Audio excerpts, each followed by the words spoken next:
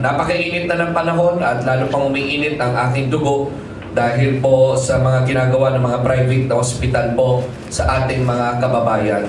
3 araw po na kinulong, na parang hayop, sa loob ng kanilang security office. Nanggaling na sa kanila na palit ulo statement natin. Hindi ho chuchupepeng hospital nito. Pero may sistema na sila doon sa loob. At ito ang gusto kong i-crack down at gusto kong ipaglaban ngayong umaga. Nabuwagin yung sistema na yan ng illegal detention.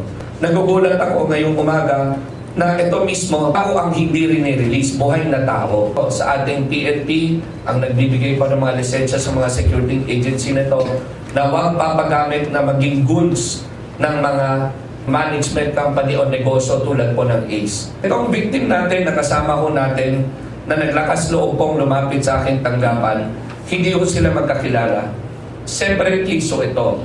Pero the same person po ang tinuro nila sa ACE.